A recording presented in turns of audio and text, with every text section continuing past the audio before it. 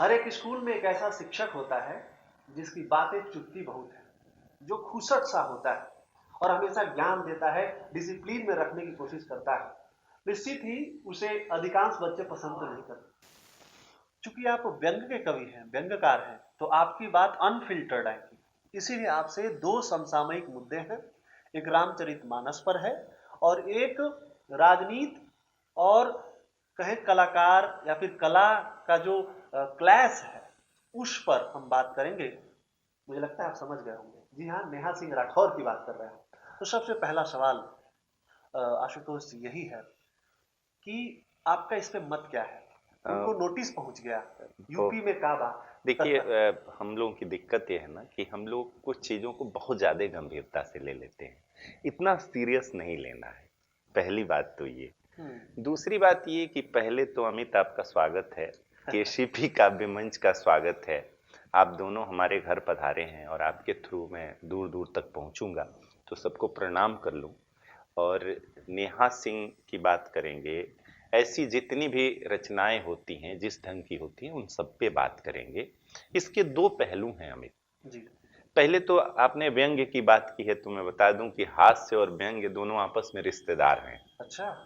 एक होता है धोखा और दूसरा होता है धक्का। अच्छा। एक खाया जाता है, दूसरा दिया जाता है।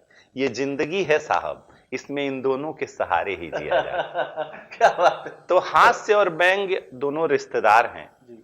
एक में चोट लगती है और एक में चिकोटी काटने पे जो गुदगुदी होती है, केवल गुदगुदी होती है। लेकिन दोनों एक ही सिक्के के दो पहलू हैं, दोनों रिश्तेदार लगते हैं। तो व्यंग्य का कवि अगर कोई है, दोनों यथार्थ पे बातें करते हैं। रचना यथार्थ बोलती है, राजनीति जो है वह सच को छुपाती है और कविता सच को बाहर लेकर आती है। अब आपने जिन नेहा जी के बारे में चर्चा की है, यह बात तो ठीक है कि हमें अधिकार है अपनी सरकार की आलोचना करने का। यह भी ठीक है कि हमारी दृष्टि एकांगी हो सकती है, लेकिन हम अपनी बात जनता में रख रहे हैं। जनता को निर्णय लेने दीजिए कि हम कितने ठीक ढंग से रख पा रहे हैं, या सिर्फ एक विरोधी दल के एजेंडे पे तो नहीं काम कर रहे हैं। तो सरकार की आलोचना तो रचनाकार करेगा, यहां पर मैं रचनाकार के साथ हूं। लेकिन रचनाकार का दायित्व तो बहुत बड़ा होता है हमें। बड़ा इसलिए कि आपने सुना होगा कि सच बोलो, थोड़ा कड़वा है तो भी बोलो, लेकिन जानलेवा ना बोलो। माने अति यथार्थ कहीं भी स्वीकार्य नहीं है जी। तो यह भी किसी साहित्यकार ने ही लिखा है। माने हमारी भी एक सीमा है।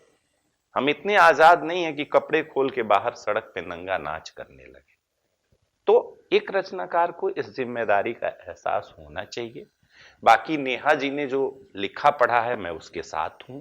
उसमें सरकार की भूमिका थोड़ी ज्यादा अतिवादिता वाली मुझे दिखाई देती है। उनके पति की नौकरी छूट हाँ, गई, समाज में किस किस तरह के गाने आते हैं उस विषय पे तो हम लोग ज्यादा बात नहीं कर सकते, क्योंकि उस घटना को हम लोग बहुत करीब से नहीं जानते हैं। हम लोगों की जानकारी में सिर्फ उतना है जितना न्यूज पे आया है या नेहा जी ने अपने लाइव सेशन में जो जो बातें कही हैं। तो उसमें यही है कि रचनाकार को छूट है, लेकिन हर छूट की एक सीमा है, ठीक है। और जनता को कुछ मुद्दों को डिसाइड करने दीजिए। हम लोग भी आलोचना करते हैं, खतरनाक ढंग से करते हैं, मैं स्वयं करता हूं, मैं बहुत तीखे व्यंग्य पढ़ता हूं, आप तो जानते हैं। लेकिन हम लोगों को नोटिस नहीं आ रही है। और अंग्रेजी राज में नोटिस आती थी, प्रतियां जलाई जाती थी, लेकिन इस समय ये नहीं होना चाहिए। नेहा को अधिकार है, चाहे यूपी की सरकार है चाहे बिहार की सरकार है, सब पर अपनी बात रखने का। और नोटिस भी गया है, इसका भी इतना बड़ा इशू नहीं बनाना चाहिए। उस नोटिस में नेहा जी से पूछा गया है, दो तीन सिंपल सवाल हैं कि क्या यह आपकी रचना है, क्या आपने पढ़ा है, आप इसके पक्ष में क्या बात कहना चाह रही हैं। तो मैं भी लोगों को कोई चीज स्पष्ट नहीं हो सकी होगी तो उसका स्पष्टीकरण पूछा गया होगा रचना का। इतना इसको तूल देने की जरूरत नहीं। हाँ, दूसरा जो आपका प्रश्न था वह ज्यादा गंभीर था। जो प्रश्न आपने महाकवि तुलसी पर पूछा है, जो प्रश्न आपने हिंदू माइथोलॉजी के सारे ग्रंथों के निचोड़ श्री रामचरितमानस पे पूछा है, वह ज्यादा गंभीर प्रश्न है।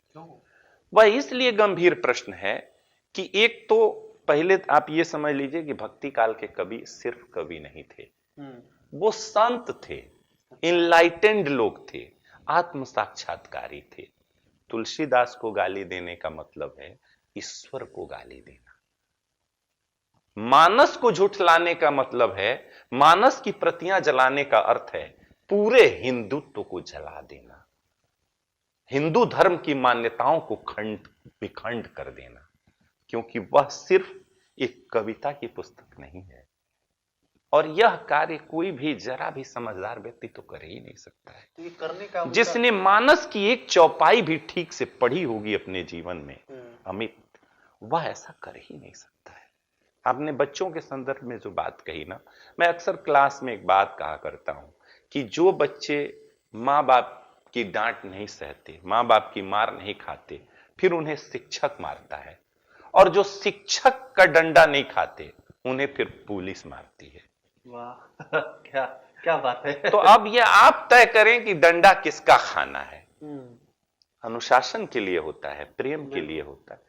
तुलसी के मानस और तुलसी पे बात करने की हैसियत नहीं है लोगों की। मानस को 100 मर्तबे पढ़िएगा ना तो 100 अलग अलग अर्थ निकलते हैं।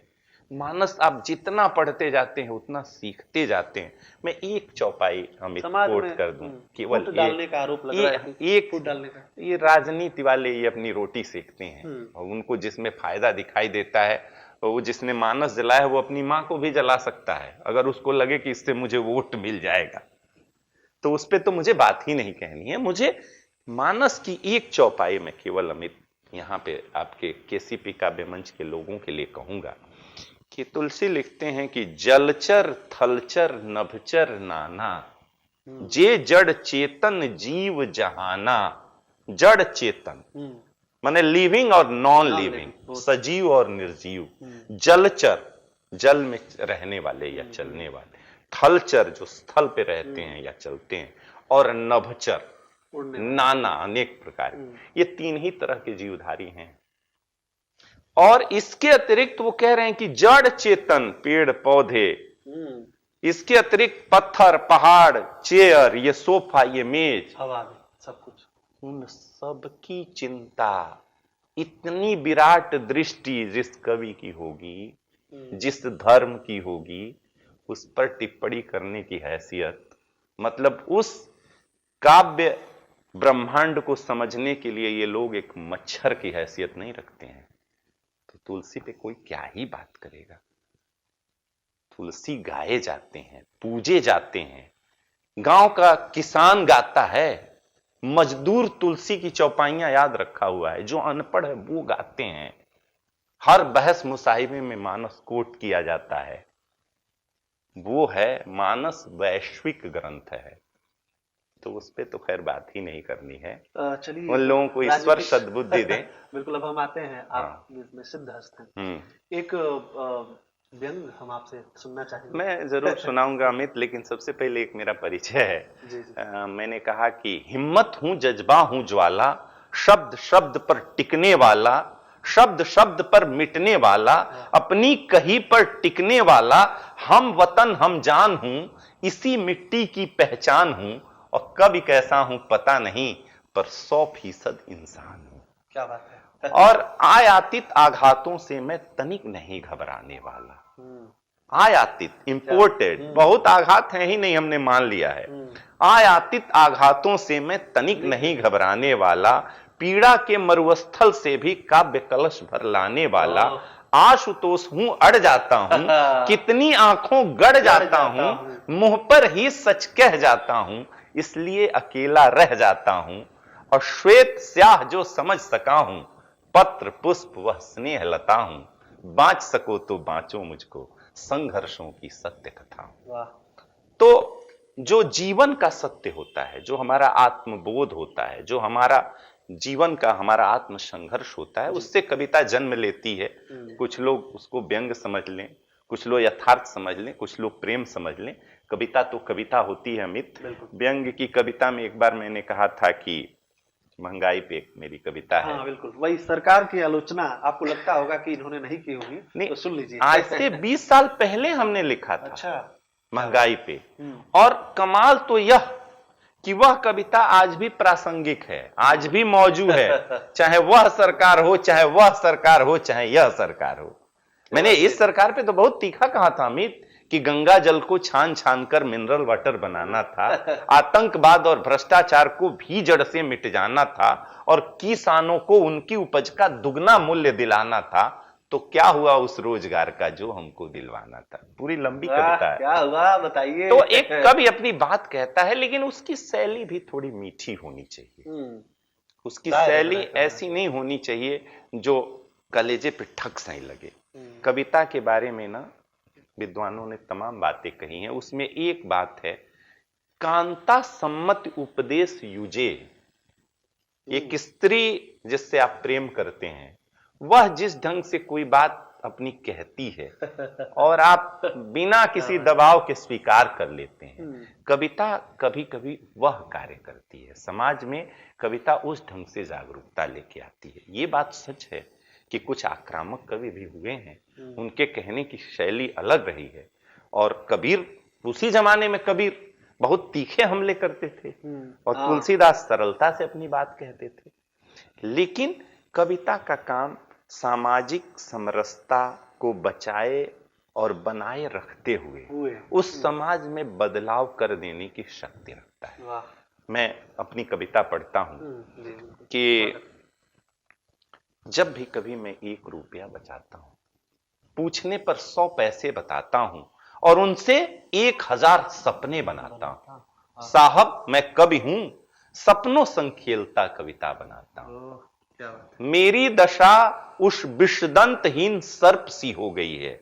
लोग तालियां बजाते हैं, मदारी डुगडुगी बजाता है, सांप फिर फन फैलाता है, डुगडुगी की ताल पर थिरकता, झूमता है, नाचता है, गाता है।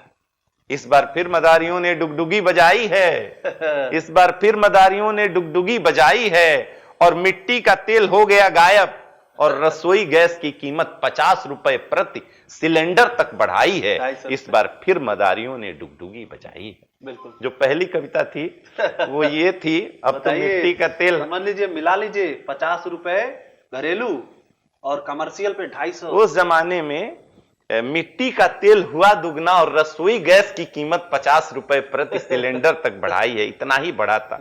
अब कविता हमने थोड़ी सी बदली है कि मिट्टी का तेल हो गया गायब। तो मित्रों, वे पहले झोली फैलाते हैं, फिर हमसे मुहर लगवाते हैं, आज बटन दबवाते हैं, फिर हमारे विषदंत तोड़ संसद से, विधानसभाओं से डुगडुगी बजाते हैं। हम उस ताल पर थिरकने के आदि, झूमते हैं, नाचते हैं, गाते हैं, क्योंकि ये प्रजातंत्र है और उनके पास सांप नचाने का मंत्र है। क्या बात है। मैंने अपने ढंग से अपनी बात कही थी। क्या दृष्टि है, क्या व्यंग है। और ये जो व्यंग है, इस पे नोटिस तो नहीं आएगी ना? बिल्कुल यही है जो आपने कहा कि एक जिस स्त्री से हम प्रेम करते हैं, वो जिस तरीके से अपनी बात मनवा लेती है। बिल्कुल, जैसे यही अंदाज जैसे कविता अमित न स्त्री विधा है। अच्छा, जैसे कहानी पुत्र होते हैं और कविता स्त्री है। स्त्री सुनाया नहीं जाता है, सुनाई जाती है। कविता में ना नजाकत होती है, नफासत होती है, कलात्मकता होती है, गेयता होती है। कविता स्त्री विधा है। कभी भी पहलवान की तरह कविता लिखेंगे तो उस पे नोटिस आ सकती है। तो पहलवान है तो अखाड़े में उतरिए। बिल्कुल ठीक है।